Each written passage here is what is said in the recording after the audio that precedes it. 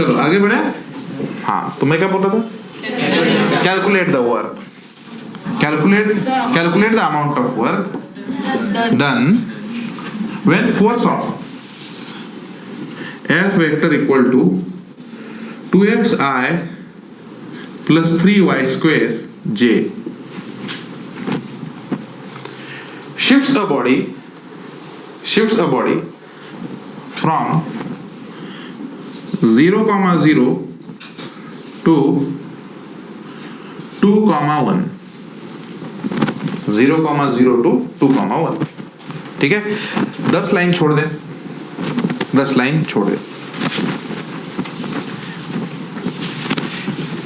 इन अबो problem 10 line छोड़ के, if the force is changed to yi plus xj,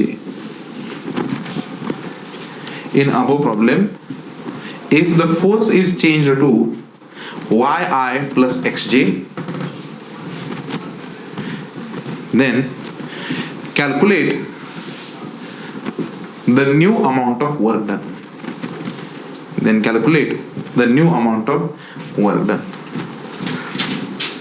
ठीक है ना। फिर से अभी 10 लाइन छोड़ दे, 10 लाइन फिर से छोड़ दे, फिर आगे लिखें इन अबो के अबो प्रॉब्लम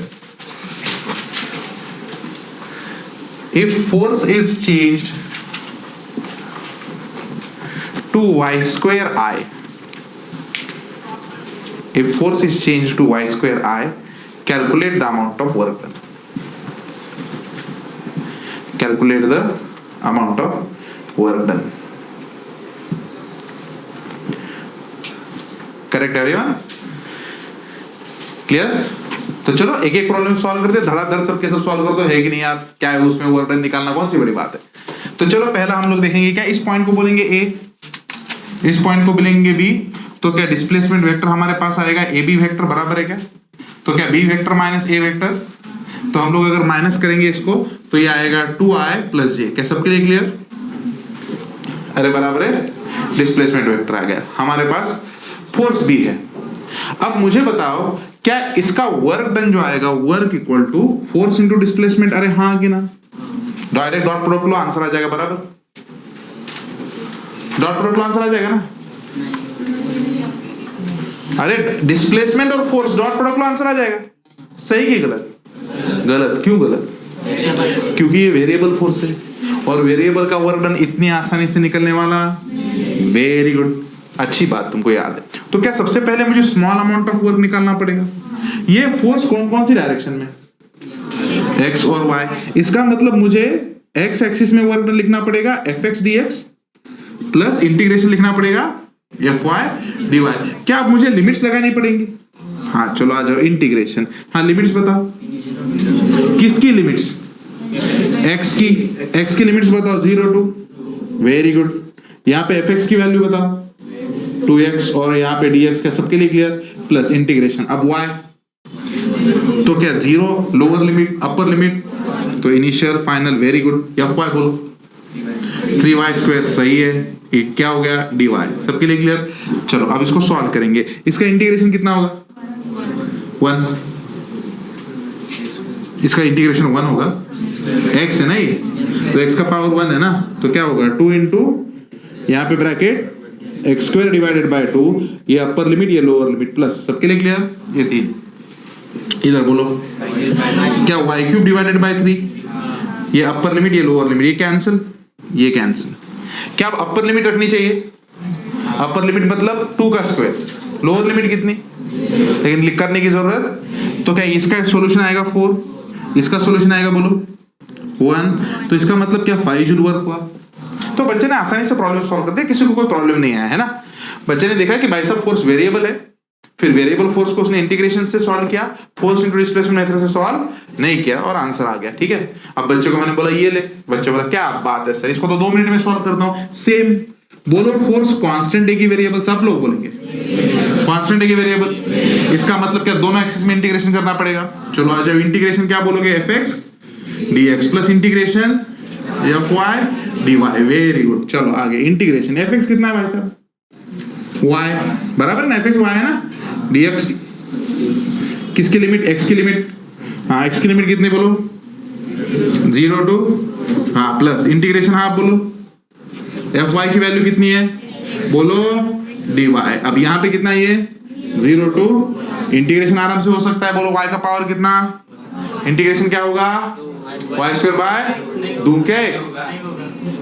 दूके गधे हो क्या बिल्कुल ही, इतना चिल्ला चिल्ला के मास्टर बोला है और इंटीग्रेशन करने पे तुले हुए हो तुम लोग। ये होता है किसका इंटीग्रेशन, क्या क्यों नहीं होता, क्या यहाँ पे वेरिएबल यहाँ पे वेरिएबल अलग है, बैंड बच गई, इसको सॉल्व नहीं कर सकता। हाँ कैसे करेंगे, हाँ तो ये डेरिवेटिव का एक प्रॉपर्टी है, ये किसका प्रॉपर्टी है, डेरिवेटिव का प्रॉपर्टी। अगर मेरे पास xy होता, xy और इसका अगर मैं डेरिवेटिव निकालता, इसका अगर मैं डेरिवेटिव निकालता तो डेरिवेटिव कैसा आता है मैं बताता हूं। पहला कांस्टेंट दूसरे का डेरिवेटिव, सबको समझा, पहला कांस्टेंट रखो दूसरे का डेरिवेटिव लो प्लस दूसरा कांस्टेंट पहले का डेरिवेटिव, है ना। तो क्या xy का डेरिवेटिव ये है, अरे xy फंक्शन का डेरिवेटिव ये है ना, देखो x dy y dx। तो xy का डेरिवेटिव अगर ये है तो क्या इसका इंटीग्रेशन ये होना चाहिए, बराबर है ना। तो इसका मतलब इस सबको हम लोग क्या लिख सकते हैं, dw, इसको इन टर्म्स को हम लोग ऐसे लिख सकते हैं, इंटीग्रेशन, लिमिट्स को भूल जाओ, dxy, it is the derivative of xy। तुमको समझा क्या डेरिवेटिव और इंटीग्रेशन एक दूसरे को कैंसिल करेगा, डन एवरीवन। और मैंने यहाँ पे लिखते हुए dw लिखा है, एक्चुअली ये मैं टोटल अमाउंट ऑफ वर्क निकाल रहा हूँ, so this is the total amount of work, सबको समझा। सो ये टोटल अमाउंट ऑफ वर्क निकल रहा है, सबको समझ रहा है ना, करेक्ट। इंटीग्रेशन कर रहा हूँ इसका मतलब टोटल अमाउंट ऑफ वर्क निकल रहा है। So total amount of work मेरे पास ऐसा आएगा, तो डेरिवेटिव और इंटीग्रेशन के कैंसिल हो जाएंगे, बराबर। तो इसका मतलब अब तुम लोग xy को मान लो कुछ, तो मान लो p, xy को क्या मानेंगे, p मानेंगे, तो इसका इंटीग्रेशन हम लोग कर सकते हैं, इंटीग्रेशन dp। अब dp का इंटीग्रेशन क्या आता है, p, एवरीबॉडी क्लियर। अब p की वैल्यू निकालो, p की इनिशियल वैल्यू क्या होगी, p की कौन सी वैल्यू निकालनी है, इनिशियल वैल्यू निकालनी है, सबके लिए क्लियर। तो x की इनिशियल और y की initial. So what is x की इनिशियल, y की इनिशियल, तो दोनों 0 0, तो p की इनिशियल वैल्यू कितनी आ गई, क्या सबको समझा। अच्छा p की फाइनल वैल्यू बोलो, सर p की फाइनल वैल्यू निकालनी है तो x की फाइनल y की फाइनल, बराबर। तो x की फाइनल y की फाइनल दोनों की वैल्यू 2 into 1 मतलब 2, तो upper limit minus lower limit ये कितना आ गया 2 जूल। दिमाग के ऊपर से गया भाई, फिर से समझता हूं, ये ध्यान है, टिपिकल क्वेश्चन है, ऐसे टाइप का ये ऐसा ही क्वेश्चन है जिसमें तुमको पहले डेरिवेटिव को देखना पड़ता है। क्या देखना पड़ता है, डेरिवेटिव को देखना पड़ता है, और डेरिवेटिव देखने के बाद सारा तुमको पता चलेगा कि इंटीग्रेशन किसका है, एवरीबॉडी क्लियर। तो हम लोगों ने अपना नॉर्मल इंटीग्रेशन ऑफ dw का फॉर्मूला यूज किया, x एक्सिस में y एक्सिस में इंटीग्रेशन करने की कोशिश की, y को रखा यहाँ पे, x को रखा, देखा तो इंटीग्रेशन नहीं हो रहा है। फिर बाद में सोचा ये पूरा किसका डेरिवेटिव है क्या, तो फिर दिमाग ने आंसर दिया, अबे डेरिवेटिव है ये तो। मैंने बोला किसका है, dxy का डेरिवेटिव है। dx का डेरिवेटिव अगर निकालोगे, पहला कांस्टेंट दूसरे का डेरिवेटिव, दूसरा कांस्टेंट पहले का डेरिवेटिव, तो ये सबको समझा, तो ये डेरिवेटिव है। अरे क्या सबके लिए clear, this is the derivative, हाँ कि ना। तो इसका मतलब इस पूरी टर्म को हम लोगों ने dxy रखा, और अब हम लोगों ने क्या किया कि xy की वैल्यू हम लोगों ने p रखी, तो इंटीग्रेशन ऑफ dp p आए। लेकिन अब इसको लिमिट भी तो रखनी पड़ेगी, अपर लिमिट और लोअर लिमिट। तो p की इनिशियल वैल्यू कैसे निकालेंगे, x की इनिशियल और y की इनिशियल निकालनी पड़ेगी। तो x की इनिशियल कितनी 0, अरे अरे अरे अरे, y की इनिशियल 0, x की इनिशियल, y की इनिशियल 0 into 0, वेरी गुड, जबरदस्त। क्या यही डिफिकल्ट था यार इस प्रॉब्लम में, डन। और x की फाइनल, y की फाइनल, x की फाइनल, y की फाइनल, तो 2 to 0, everybody clear. Upper limit minus lower limit, हम लोगों ने 2 जूल का इंटीग्रेशन निकाला है, करेक्ट एवरीवन। जेई के लिए क्वेश्चन डन। तो जेई में ऐसा डेरिवेटिव आते रहता है, ठीक है। इसमें क्या करें, इसमें मैं तो कभी भी करता हूं, w इक्वल टू क्या, इंटीग्रेशन dw, अरे हाँ कि ना, चलो आज इंटीग्रेशन करेंगे dw, तो क्या f इंटू dx, बराबर। चलो इंटीग्रेशन, f की वैल्यू कितनी है, y स्क्वायर dx। चलो आ जाओ, अपर लिमिट लोअर लिमिट रखेंगे, अरे हाँ कि ना,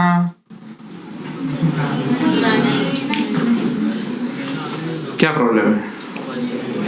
हाँ, क्या वेरिएबल अलग है?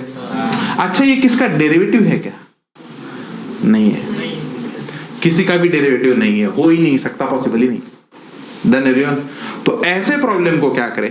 ऐसे प्रॉब्लम में हमें देना चाहिए कि y की वैल्यू x के फॉर्म में कुछ तो देनी चाहिए, इसको बोलते हैं फंक्शन ऑफ x। y की वैल्यू x के फंक्शन में दिली पाहिजे, y की वैल्यू x के फॉर्म में। ऐसा अगर दिया होता प्रॉब्लम में, अरे y नहीं है, y 3x² है, तो क्या हम लोग y की वैल्यू 3x² करके फिर आगे सॉल्व कर सकते हैं? मतलब y की वैल्यू कुछ तो x के फॉर्म में दी हुई होनी चाहिए, तभी हम लोग कैलकुलेट कर सकते हैं, अन्यथा कैलकुलेट नहीं हो सकता। तुमको समझा नहीं मैं क्या बोल रहा हूं? समझा क्या 100% क्लियर? यहां तक ठीक था, यहां तक भी अभी मान लिया, आप चिल्ला चिल्ला के बोल रहे थे ठीक था, चल छोड़, यहां पे तो कुछ हो ही नहीं सकता। क्या सबके लिए क्लियर? तो ऐसे जो भी फोर्सेस होते हैं जो इंटीग्रेबल फॉर्म में नहीं आते, क्या बोल रहा हूं? ऐसे जो भी फोर्सेस होते हैं जो इंटीग्रेबल फॉर्म में नहीं आते, फॉर एग्जांपल अगर इसमें अगर कुछ होता, ऐसा होता x² dy, इसको तुम लोग क्या करते? कुछ नहीं सर, x की वैल्यू y के टर्म में होनी चाहिए तभी सॉल्व कर पाते। तो क्या इसका मतलब ये प्रॉब्लम सॉल्व करने के लिए x y y x इनमें कुछ ना कुछ तो रिलेशन हमको देना चाहिए तभी सॉल्व कर सकते हैं, अन्यथा नहीं सॉल्व कर सकते। यहां पे ऐसा कुछ देने की जरूरत है क्या? नहीं, क्योंकि यहां पे ये जो पूरा वर्क डन है ना, सिर्फ चेंज इन द पोजीशन पे डिपेंडेंट है। किस पे डिपेंडेंट है?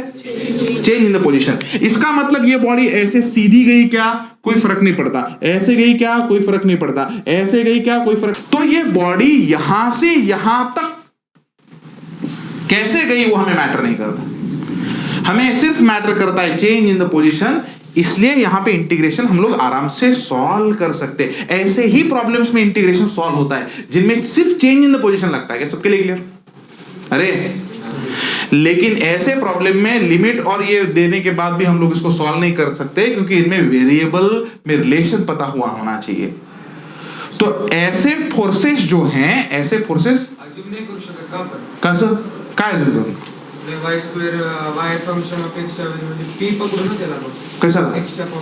काय काय काय कसं घेऊ सांग, तू सांग, मी करतो। बोल y तू सांग। हाँ, function of x, okay, function of x. अच्छा ठीक है, अब काय तर द्यायला पाहिजे, वैल्यू दिया हुआ होना चाहिए तभी तो आंसर निकलेगा। अच्छा, फंक्शन ऑफ एक्स मैंने रखा, आंसर क्या नंबर में आएगा क्या? रुक गया ना, तो यहीं पे रुक गया ना, फिर फंक्शन ऑफ एक्स बोलकर रुक गया। आगे आगे क्या करेगा? तेरा आंसर आएगा हाँ y नहीं बाबा, फंक्शन ऑफ एक्स, एक्स का कुछ तो फंक्शन है। अब आगे क्या करूं, इसको नंबर कैसे, ऐसा ला मेरे को आंसर 2 जूल। अब निकाल सकता है क्या?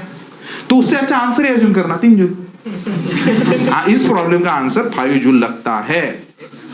क्या डाउट्स में भी हम लोग कभी कभी बोलते हैं नहीं इसका 10 जूल तक आना चाहिए, सी आना चाहिए। ठीक है, मतलब आना चाहिए सर, मतलब मार्क करूं कि नहीं? आना चाहिए बेटा, कल बताता हूं कैसे आता है। और फिर कर अगर डी आ गया तो अरे मैं डी बोल रहा था लेकिन गलती से सी निकल गया है। अरे are you understanding my point?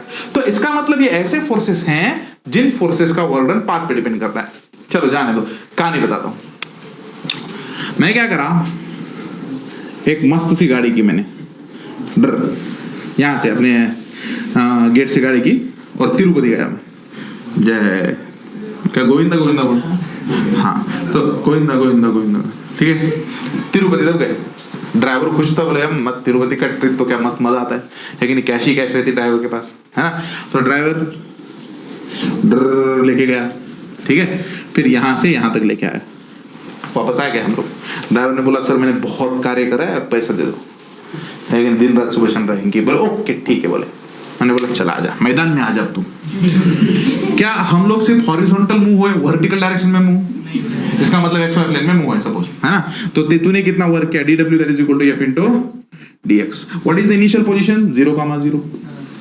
What is the final position? Sir यहीं पे आए 0,0। तो what are the limits? 0,0 0,0। What is the integration? Sir तूने काम ही नहीं किया, काय का पैसे, काय का पैसे, इंटीग्रेशन बोल रहा काय का पैसे, तुमको समझा गया? हाँ, तो यहाँ पे ये जो फ्रिक्शन है ये कमीनापन है।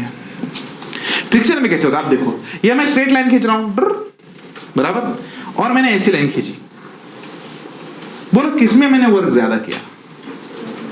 स्ट्रेट लाइन में। क्या दोनों में सेम ही किया? तो दोनों में इंक सेम लगनी चाहिए। क्या कर्व में ज्यादा किया मैंने वर्क? हाँ, क्योंकि फ्रिक्शन हर बार अपनी डायरेक्शन चेंज कर रहा था। यहाँ पे फ्रिक्शन था, ऐसे फ्रिक्शन था, ऐसे फ्रिक्शन था, इधर फिर इधर फिर इधर इधर, फ्रिक्शन हर बार मेरे को अपोज कर रहा था, इसलिए डायरेक्शन बदल रही थी उसकी और इसकी वजह से वर्क बदल रहा था। अच्छा इस केस में, अच्छा इस केस में, अच्छा इस केस में है ना, अब इस केस में, इस केस में और इस केस में क्या कंसेप्ट बीएम में कवर होता है? नहीं, thank you, no claps, no claps. Done? सबको समझा? स्ट्रेट लाइन में अगर हम लोग जा रहे हैं, कैसे जा रहे हैं हम लोग? स्ट्रेट लाइन में जा रहे हैं, तो फ्रिक्शन को कोई टेंशन नहीं, लेकिन कर्व, तो अगर इसकी लेंथ यल मानो ना, तो फ्रिक्शन यहां पे वर्क कितना किया पता है? एफ काइनेटिक फ्रिक्शन इनटू यल, बराबर। यहां पे फ्रिक्शन कितना किया? तो kinetic friction into pi into R. तुमको समझा क्या मैं क्या लिख रहा हूं यहां पे? क्या ये आधा सर्कल है? तो आधा सर्कल माने पाई आर। लेकिन सर आप तो ए पॉइंट से बी पॉइंट पे ही आए। हाँ बेटा, ए पॉइंट से बी पॉइंट पे ही आया मैं, लेकिन क्या आते वक्त दोनों मार्ग, दोनों पार अलग अलग थे। चेंज इन द पोजीशन उतना ही है, 2 ही मीटर सपोज नीचे आया मैं दोनों केस में। लेकिन मैं जब इसमें फ्रिक्शन के साथ आया तो यहां पे मुझे ज्यादा घसना पड़ा था। Correct everyone? तो इसका मतलब फ्रिक्शन का वर्क पाथ पे डिपेंड करता है। तो इसका मतलब ऐसा गारंटी से बोल सकते हैं क्या कि सर यहां से यहां तो कैसे भी आओ 2 ही जूल लगेगा? देखो ना, तुम लोग ऐसा हमेशा से बोल सकते हैं क्या कि सर यहां से जाओ और वापस आ जाओ, तिरुपति की ट्रिप के 10,000 ही होंगे। मैं ऐसा कहता हूं, गांव गांव गली गली खेत ना खेत में से गाड़ी अगर लेके गया, तूने बोला है ना तिरुपति जाके आने का खर्चा पहले ठहराएंगे। तिरुपति जाके आने का खर्चा ड्राइवर नहीं बोलता, रीडिंग के हिसाब से नहीं बोलता। नहीं नहीं नहीं, नहीं बोलने का, पहले कॉन्ट्रैक्ट बोलो। 10,000 का भी कैसी भी गाड़ी चलाओ तो 10,000 लेगा क्या कोई? पॉसिबल ही नहीं है। ठीक है, मस्त गाड़ी यहीं पे लगाएंगे अपन, अब छोड़ दे, बोलेंगे मेरा जब तिरुपति जाके आना होगा, अब तो मैं गाड़ी में आराम करता हूं। ऐसा होता है क्या?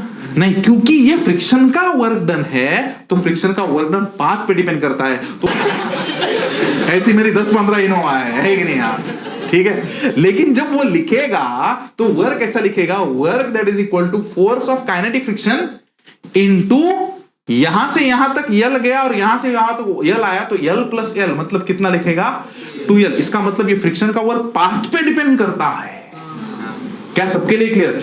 तो इस केस में हर बार वर्क अलग होगा। इसका मतलब तुम स्ट्रेट लाइन में गए, वर्क अलग। अगर घूम के गए तो यहां पे पायर लूंगा मैं। अगर मैं इसको घूम के वापस आया तो क्या 2 पायर पूरा लूंगा? तो क्या हम लोग उसी पोजीशन से उसी पोजीशन पे आ रहे हैं? अपन जितुन निकालो, जहां से हम लोग निकले क्या वही पोजीशन पे आ रहे हैं, लेकिन हर बार पाथ पे वर्क अलग अलग मिल रहा है। बराबर है ना? ऐसा ग्रेविटी में होता है क्या? ग्रेविटी पिक्चर, अरे ग्रेविटी अपनी ग्रेविटी, ये बॉडी है। क्या यहां से यहां तक मैं गया mgh पोटेंशियल एनर्जी, ऐसा गया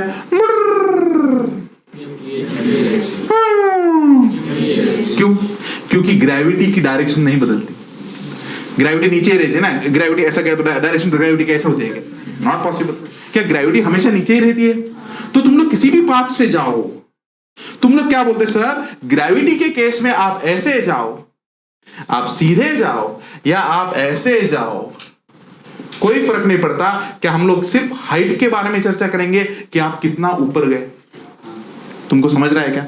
इसका मतलब क्या ग्रेविटी का वर्क पाथ पे डिपेंड करता है? नहीं, लेकिन फ्रिक्शन का वर्क पाथ पे डिपेंड। तो ये ऐसा फोर्स है जिसका वर्क पाथ पे डिपेंड कर रहा है, ऐसा फोर्स है। और यहां से ये पहले ये ऐसे फोर्सेस हैं जिनका वर्क पाथ पे डिपेंड नहीं करता। किस पे डिपेंड करता है? सिर्फ change in the position. Position में चेंज हुआ तो उनका वर्क कैलकुलेट कर सकते हैं, उनका इंटीग्रेशन आराम से सॉल्व कर सकते हैं। तो सॉल्वेबल इंटीग्रेशंस है ये, इनको सॉल्व कर सकते हैं हम लोग। लेकिन ये वाला हम लोग इंटीग्रेशन सॉल्व नहीं कर सकते। तो जिनका इंटीग्रेशन सॉल्व होता है उनको बोला जाता है कंजर्वेटिव फोर्सेस। कौन से फोर्सेस? कंजर्वेटिव। ठीक है, तो ये कंजर्वेटिव फोर्सेस हैं, एफसी कंजर्वेटिव फोर्सेस। ठीक है, इधर अगर तुम लोग देखोगे तो क्या इनका वर्किंग पाथ पे डिपेंड करता है, तो इनको बोला जाएगा non conservative force. F and C, तुमको समझा क्या दोनों में फर्क? एफ सी माने F C conservative force, everybody clear? और एफ एन सी, तो मुझे बताओ काइनेटिक फ्रिक्शन ये कैसा है? नॉन कंजर्वेटिव, क्योंकि उसका पाथ पे डिपेंड करता है, उसका हम लोग इंटीग्रेशन से कैलकुलेट नहीं कर सकते, उसका हर बार देखना पड़ेगा यहां से यहां तक कितना, फिर यहां से यहां तक कितना। सुनो, ऐसा अगर गया, सपोज मैं ऐसा गया, ऐसा गया, ऐसा गया और ऐसा आया, क्या वर्क डन जीरो? क्या नहीं, तुम लोग डिस्टेंस कितना कवर हुआ है वो बताओगे, है ना? तो क्या यहां से यहां तक यल, यहां से यहां तक यल, यहां से यहां तक यल और यहां से यहां तक पायर, अरे बराबर है ना? तो क्या 3l plus pier into force, अरे बरोबर है क्या? वहां पे हम लोग क्या लेते हैं? Work equal to force into displacement. What is displacement? Change in the position. लेकिन यहां पे क्या लेते हैं हम लोग? Work done equal to force into distance covered. क्या लेते हैं? Distance covered. कितना डिस्टेंस कवर किया है वो लेते हैं। और एक बार सुन सुन सुन, ये नीट में आया हुआ क्वेश्चन है, अब मैं लेने वाला हूं, एक नेक्स्ट लेक्चर में आ जाएगा अपने पास। ये देखा, ऐसा वाला डन है। तो क्या करोगे? क्या यहां से यहां तक ही चेंज इन द पोजीशन देखोगे क्या? नहीं सर। तो क्या करोगे? यहां से यहां तक ए, यहां से यहां तक बी, यहां से यहां तक सी, यहां से यहां तक डी। तो तुम लोग डिस्टेंस निकालोगे, A plus B plus C plus D को। समझा क्या? क्या 100% क्लियर? लेकिन अगर यही कंजर्वेटिव फोर्स होता तो हम लोग क्या बोलते हैं? अरे इस पोजीशन से यहां पे पहुंची है तो चेंज इन द पोजीशन देख ले। क्या सबके लिए क्लियर? 100% समझ रहा है? तो कितने टाइप के फोर्सेस हैं? कौन से का वर्क डन हम लोग कैलकुलेट कर सकते हैं? तो औकात में रहना, कोई भी दे मेरे को, मैं कैलकुलेट करता हूं, ऐसा नहीं है। बहुत सारे बच्चे, सर ऐसा प्रॉब्लम दो कि किसी माइकल आल्को सॉल्व नहीं हो। ले, हो ही नहीं सकता, क्योंकि इसमें एक्स और वाई में रिलेशन इनकम्प्लीट प्रॉब्लम है। इसमें एक्स और वाई में रिलेशन होना चाहिए तभी सॉल्व हो सकता है। क्या एवरीबॉडी क्लियर? सो कंजर्वेटिव फोर्सेस वो हैं जो जिनका हम लोग इंटीग्रेशन कर सकते हैं, इंटीग्रेबल फॉर्म में होते हैं, या सिंपल में, मतलब हमारी टर्म्स में बताऊं तो जिनका वर्क डन पाथ पे डिपेंड नहीं करता है, सिर्फ चेंज इन द पोजीशन पे डिपेंड करता है। कंजर्वेटिव फोर्सेस का वर्क डन पाथ पे डिपेंड, कंजर्वेटिव फोर्सेस का वर्क डन पाथ पे डिपेंड, कंजर्वेटिव फोर्सेस का वर्क डन पाथ पे डिपेंड। सिर्फ किस पे डिपेंड करता है? सिर्फ किस पे डिपेंड करता है? सिर्फ किस पे डिपेंड करता है? सिर्फ किस पे डिपेंड करता है? Change in the position. Non conservative का पाथ पे डिपेंड करता है। उसका कैलकुलेशन करते वक्त हमें डिस्टेंस पता होना चाहिए। करेक्ट है? बच्चे नए नए रहते ना, तो एक सर ने मेरे को बोला था, एक क्लास निकला था, एक सर ने मेरे को बोला था कोई भी प्रॉब्लम लेके आओ, बोले मैं सॉल्व करता हूं। मैंने बोला इसका वर्क डन निकाल, है कि नहीं? अब कैसा था? सर्कल है तो उसका डिस्टेंस बता सकते, स्ट्रेट लाइन है तो डिस्टेंस, इसका डिस्टेंस कैसे निकालेगा? करेक्ट है? तो बोला हो नहीं सकता। तो मैंने क्या किया, एक छोटी रस्सी ली, रस्सी, और इस रस्सी को चिपकाया, फिर रस्सी को स्ट्रेट किया, डिश गया, फिर बाद में लेन बताइए लेने सॉल्व हो गया। सबके लिए गया ऐसा। करेक्ट? मतलब ट्रिक हर जगह पे चलती है, लेकिन ये मैथमेटिक्स से सॉल्व नहीं हो सकता, क्योंकि जब तक इस कर्व का इक्वेशन नहीं पता है तब तक सॉल्व नहीं कर सकते। Everybody clear? अब कुछ इन तीनों प्रॉब्लम से कुछ सीखे क्या तुम लोग? क्या आप सब पूरा फंडामेंटल क्लियर है? इसका मतलब कोई भी प्रॉब्लम अगर दिया तो सॉल्व नहीं हो सकता कोई। अच्छा चलो, डिपेंड्स ऑन पाथ। ठीक है, तो चलो हम लोग आगे थोड़ा सा देखेंगे।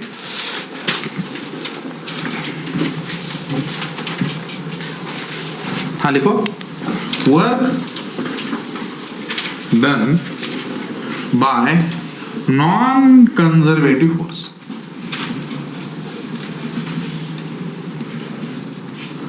इक्वल टू लिखना F N C non conservative force into distance.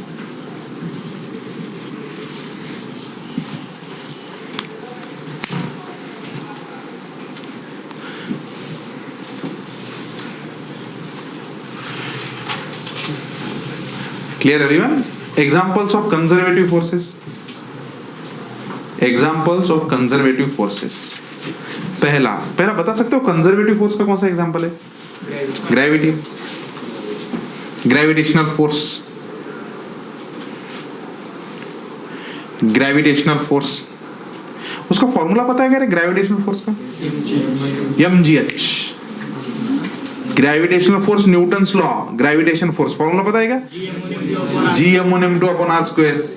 अरे ग्रेविटेशनल फोर्स है ना कुछ, तो न्यूटन ने बताया था F equal to G(m1m2) divided by where G क्या है? क्या है?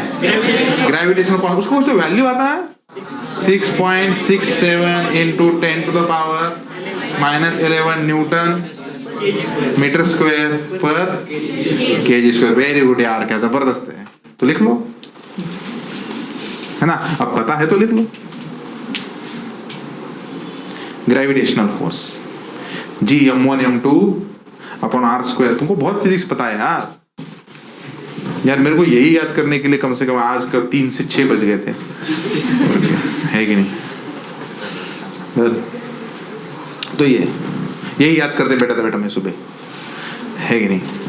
बहुत डिफिकल्ट था याद करने के लिए। अभी कैसे तो याद करके आया, है कि नहीं यार? चलो आगे। Electrostatic force, electrostatic force. अब इलेक्ट्रोस्टैटिक फोर्स का पता है क्या यार? कुछ तो फॉर्मूला था उसका इलेक्ट्रोस्टैटिक फोर्स का। के क्यू क्या कुछ क्या था? के Q1 Q2 divided by are square, है ना?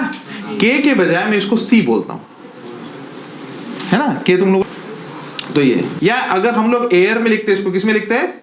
तो ऐसा इसको लिखते हैं ना 1/4 एप्सिलॉन नॉट, बराबर। और ये Q1 Q2 divide by are square. ये इसकी वैल्यू कितनी होती है? कुछ तो है, मैं देखा था, पढ़ा था मैंने, आज याद नहीं आ रहा। 8.85 नहीं, ये इसकी वैल्यू एप्सिलॉन 0 की वैल्यू है। एप्सिलॉन 0 की वैल्यू कितनी है? 8.85 इंटू 10 टू द पावर -12, हाँ, कूलम्ब स्क्वायर पर न्यूटन मीटर स्क्वायर। ये कांस्टेंट के मैं इतने यूनिट्स अच्छे से क्यों याद रखता हूं? क्योंकि हर बार एक तो कांस्टेंट का यूनिट या डायमेंशन पूछा ही जाता है, कंपलसरी है, आता ही है। तो जब भी कांस्टेंट याद करें उसके यूनिट डायमेंशंस के साथ याद करें, ठीक है? अच्छा, लेकिन 1/4πε0 का क्या वैल्यू पता है क्या? 9 into 10 to the power 9, correct everyone? अब ये आ जाएगा newton metre square divided by coulomb square. Clear? पता है यार, इलेक्ट्रोस्टैटिक फोर्स के बारे में जानते हो तो डॉन हो तुम लोग, है कि नहीं यार?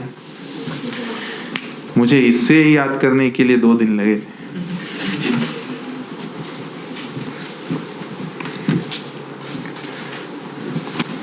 देखा बेटा? लिख लिया? ये वाला लिख ले। हाँ, याद कर रहे क्या? 2 दिन, है ना? या कूलम्ब्स लॉ इन मैग्नेटिज्म भी बोला जाता है उसको हम लोग लिखते हैं मैग्नेटिक फोर्स में, ऐसा लिखता है उसको। इसको ऐसा लिखा जाता है μ0/4π into m1m2 divided by r square.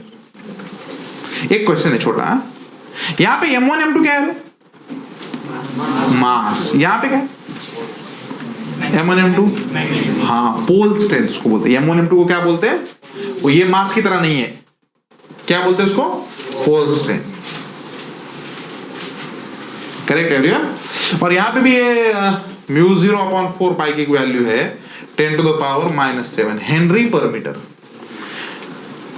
या वेबर पर एम्पियर मीटर बोला जाता है। इसको लिख लो आराम से लिख लो।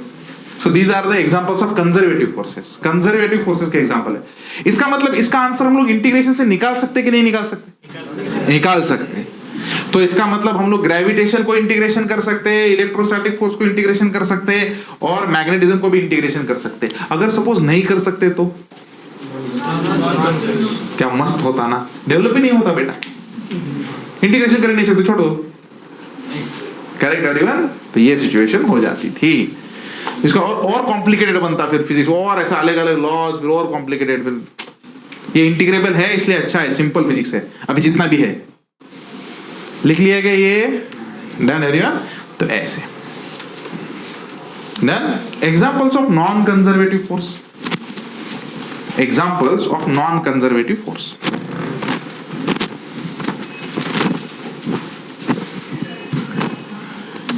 Friction, viscosity, non-conservative electric field, etc. हमको इसमें से फ्रिक्शन का ही काम है और विस्कोसिटी का काम है बाद में, लेकिन अभी फ्रिक्शन का काम है। थर्ड बताता हूं, पहले लिखा फ्रिक्शन, दूसरा लिखा विस्कोसिटी, विस्कोसिटी का स्पेलिंग तो आता है ना, और तीसरा लिखना नॉन कंजर्वेटिव इलेक्ट्रिक फील्ड, और इंड्यूस्ड इलेक्ट्रिक फील्ड भी बोला जाता है इसको, इंड्यूस्ड इलेक्ट्रिक फील्ड या non conservative electric field, non conservative electric. आ गया, तो बेसिक सी थ्योरी हो गया इतनी। डन। तो हम लोग जो तुम लोग फिजिक्स पढ़ने वाले हो ना, वो सब ये वाला पढ़ने वाले हो। डन है? सुनो अभी, ग्रेविटेशन है, इलेक्ट्रोस्टैटिक्स में ये है, मैग्नेटिज्म में ये है। जिस दिन हम लोग ये पूरा कंप्लीट करेंगे और उसके एप्लीकेशन कंप्लीट करेंगे, हमारा सिलेबस हो गया। ये और इसके पूरे एप्लीकेशन, लाइट में एप्लीकेशन, किधर सब जगह पे एप्लीकेशन, जितना भी इससे इलेक्ट्रिक फील्ड बनता है वो सब पूरा डिटेल में जब ये कंप्लीट होगा अपने पास, तो सिलेबस खत्म हो जाएगा। तो इतने पे इतना लंबा है। ऑप्टिक्स में है ना इलेक्ट्रिक, तो ऑप्टिक्स फिर लाइट में भी आता है, मैग्नेटिक और इलेक्ट्रिक फील्ड आता है, इन दोनों से फिर लाइट डेवलप हुई, फिर बाद में ऐसा धीरे धीरे चलता गया, लेकिन बेसिक डेवलपमेंट इसी पे है। Ready everyone? चलो लिखेंगे, calculate the amount of work done. Write down, calculate the amount of work done, calculate the amount of work done if a body, calculate the amount of work done if a body moves,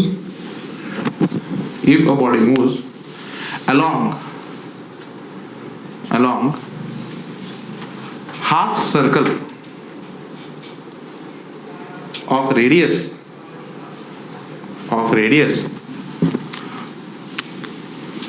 r equal to 2 divided by pi meter,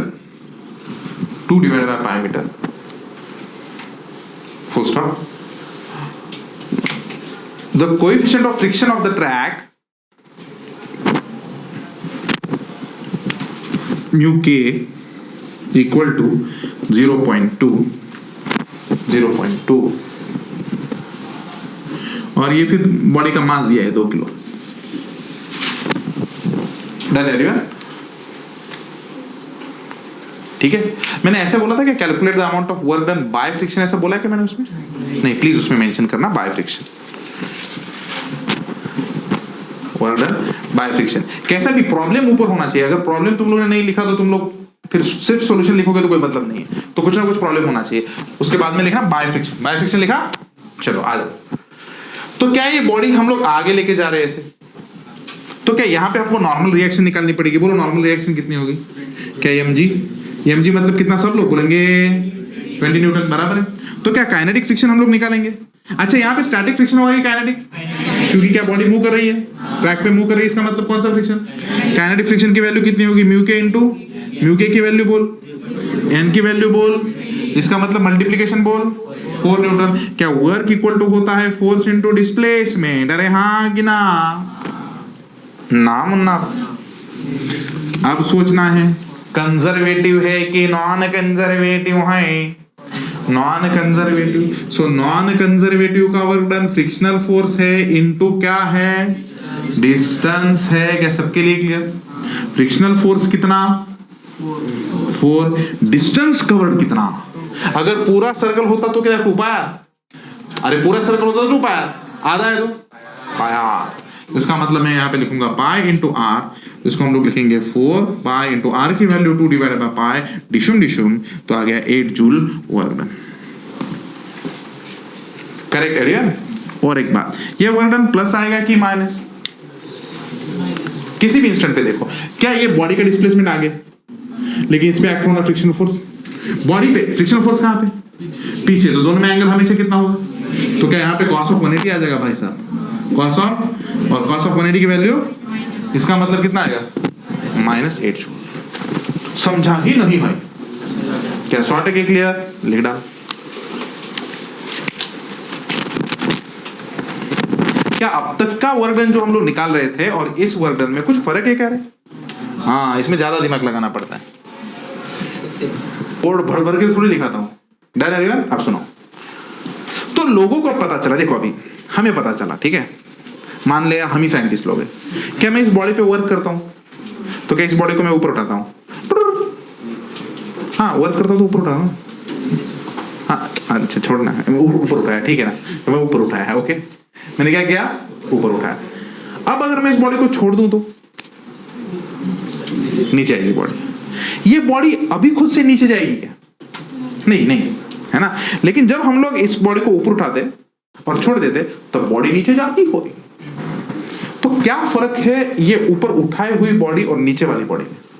क्या जो body ऊपर उठाई है उसमें एक ability है, ability to perform the work, work को करने की एबिलिटी है। सबके लिए क्लियर? अब सपोज वहां पे एक पेन है, वो पेन खुद पे खुद मूव होगा क्या? लेकिन अगर मेरा निशाना तो अल्टीमेट है ही, लेकिन मैं मार के नहीं दिखाऊंगा, ठीक है, क्योंकि एग्जैक्ट लगता है मुझे जहां पे चाहिए, एग्जैक्ट। सिर्फ पूछना नहीं है कि कहां पे मार रहे हो,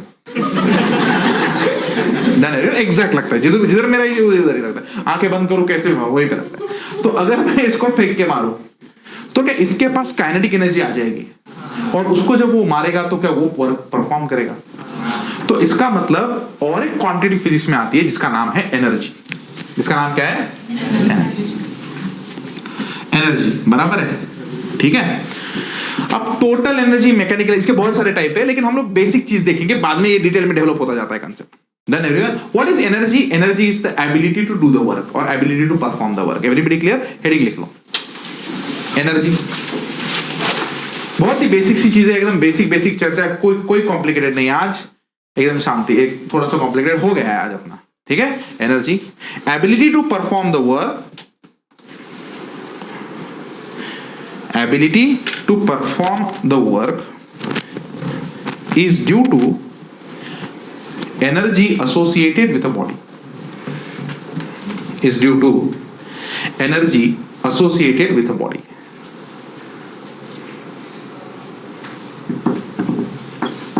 Done everyone? अब एनर्जी के associated with a body, associated with a body, ठीक है। अब हमारे लिए एनर्जी के दो टाइप्स हैं। पहला टाइप मैं बोलता हूं पोटेंशियल एनर्जी।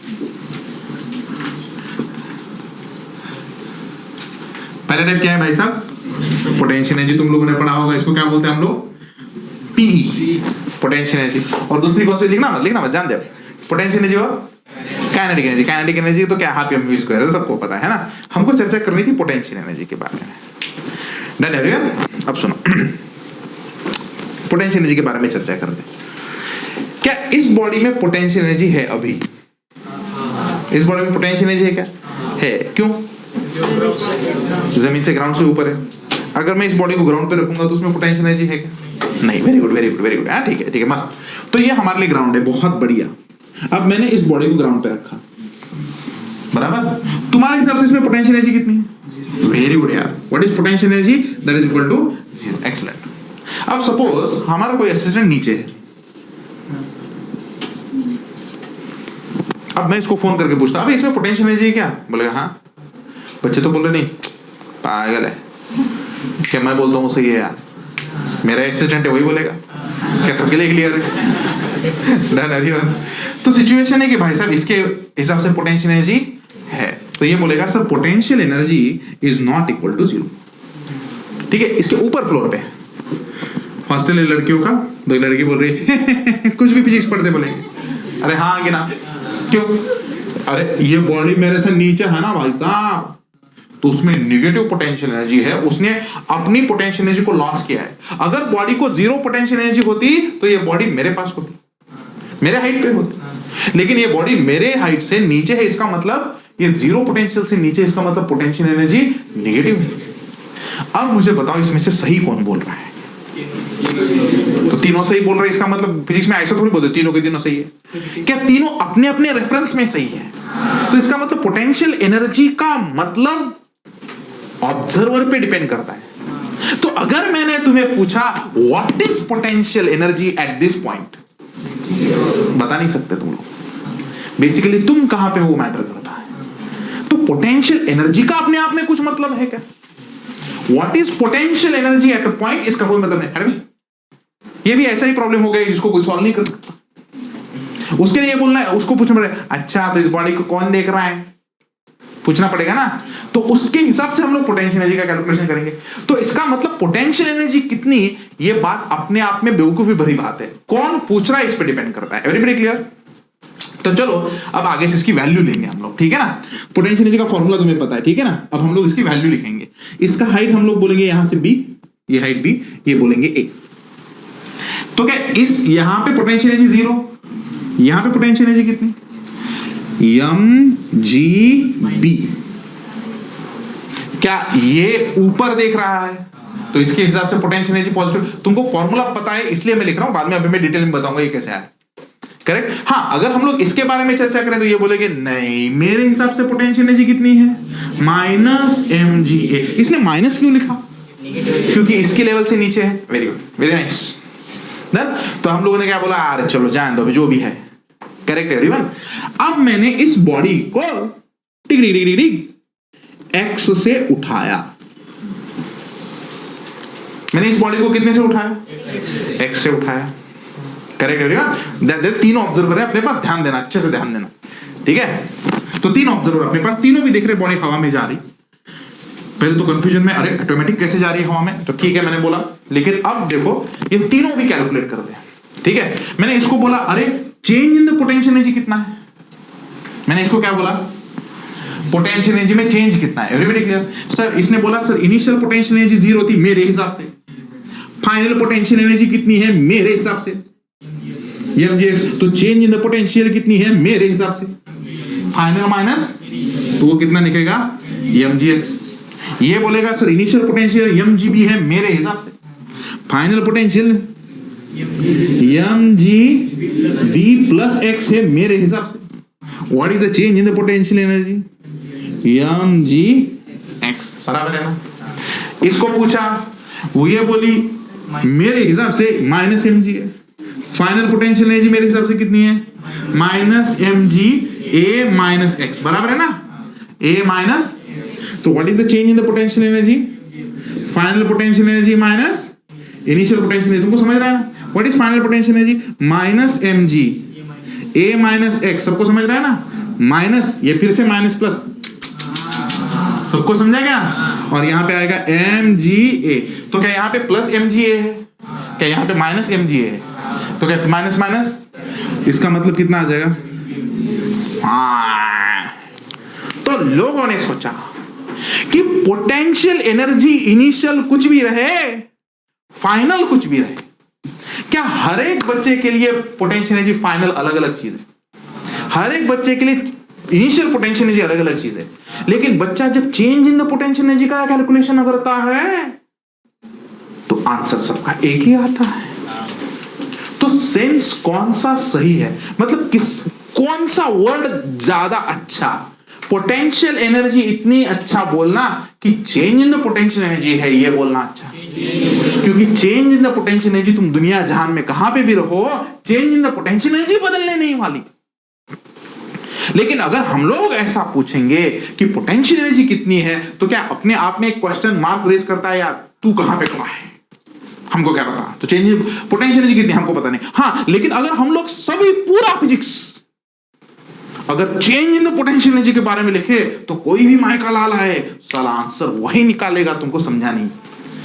तो which makes more sense, absolute potential energy कि चेंज इन पोटेंशियल एनर्जी। लेकिन ध्यान में रखना, यहां पे जब भी चेंज हम लोग कैलकुलेट करते हैं वो हम लोग क्या लिखते हैं, फाइनल माइनस, करेक्ट।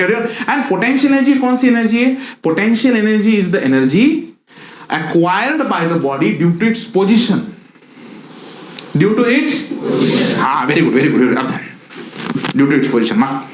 क्या जबरदस्त है यार तुम्हारा फिजिक्स, मान गए यार, है ना? क्या मेरे को इतना याद करने के लिए 3 से 6 लगा टाइम? अब एक रोड है मस्त फ्रिक्शन से भरा ये रोड, क्या सबके लिए क्लियर? अब सुन, क्या यहाँ पे ऐसी बॉडी है बिना टायर की, हम बॉक्स है उसको हम लोग, तो इसकी पोजीशन बोलो x = 1 मीटर। पोजीशन कितनी हुई? x = 1 metre. हम लोगों ने बॉक्स को पकड़ा और घसका के लेके गए यहां पे x = 2 मीटर। बोलो कितनी पोटेंशियल एनर्जी हुई? पोटेंशियल एनर्जी डेवलप हुई कि नहीं हुई? हाँ, पोटेंशियल एनर्जी डेवलप नहीं। क्यों नहीं हुई? फ्रिक्शन के हिसाब से। ग्रेविटी तो हुई नहीं, ये तो एक है। फ्रिक्शन की वजह से डेवलप हुई क्या? बराबर नहीं हुई सर डेवलप। क्यों? क्योंकि अब तू यहां पे धक्का देके छोड़ दे तो क्या ये वापस इधर जाएगा? क्या वापस इधर जाने वाला नहीं है। लेकिन वही इसको अगर स्प्रिंग लगाई होती सिर्फ, तो वापस चला जाता। इसका मतलब क्या दुनिया में सभी फोर्सेस पोटेंशियल एनर्जी डेवलप करते क्या? Friction force potential energy develop करता है क्या? ऐसा मैं बोल सकता हूं कि हर एक बच्चे के पास पोटेंशियल है, क्योंकि तुम लोग फ्रिक्शन से चल के आए हो।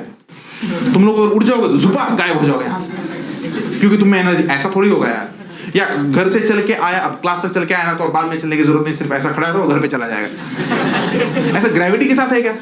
सेंस बनता है क्या इसका? तो नॉन कंजर्वेटिव फोर्सेस जितने भी हैं उनमें पोटेंशियल एनर्जी का कांसेप्ट निकाल ही नहीं सकते। पोटेंशियल एनर्जी का कांसेप्ट निकाल, उसका और एक रीजन बता दो मैं क्यों।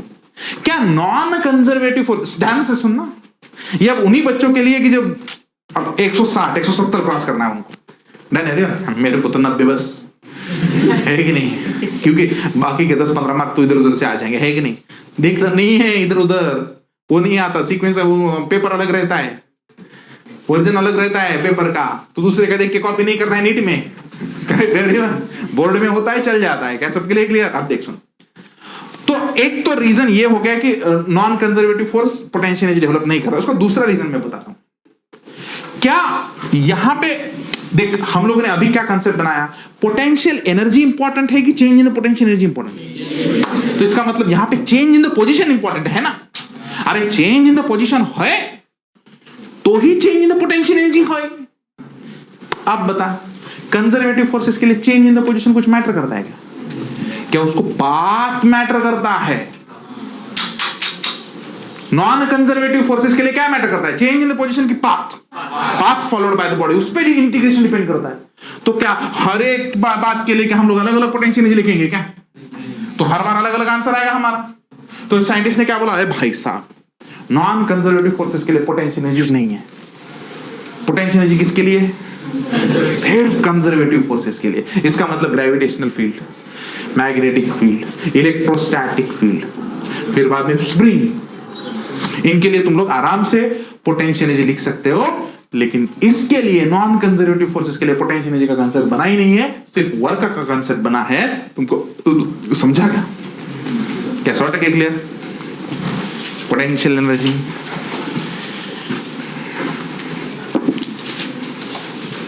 लिख रहे potential energy, potential energy, the energy associated with the body। 10 बजे तक लू क्या रहे? पढ़ाओगे क्या? मस्त मजा आ रहा है, नई नई चीजें क्या? नहीं यार ठीक है कोई प्रॉब्लम नहीं, जाना होता है खाने का सबसे पहले। क्या आज खाने में है कि नहीं? आज तो छोड़ूंगा नहीं, सर ने पोटेंशियल एनर्जी पढ़ाई है, क्या पोटेंशियल बनाना है यार। करेक्ट है, राइट इट डाउन। तो मैं क्या वो लिख रहा था, potential energy associated, potential energy of a body, क्या the energy associated with a body due to its position in a field, एक minute, the energy associated with a body due to its position in conservative field, due to its position in conservative field is called potential energy, is called potential energy. अरे हाँ कि ना? अरे demo के जो young teachers होते हैं ना वो पढ़ाते, और एक हमारे जैसा रट्टा मारने वाला टीचर पढ़ाता है कि नहीं यार? फर्क होता है कि नहीं?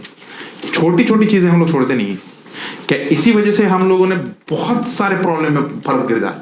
अगर तुम्हारा कंसेप्ट क्लियर नहीं है ना, कंसेप्ट मतलब क्या? ये मैं जीत तोड़ के जो पढ़ा रहा हूं वो, तुम प्रॉब्लम बोलो मैं दनादन सॉल्व करके बताऊंगा, प्रॉब्लम में कोई दम नहीं।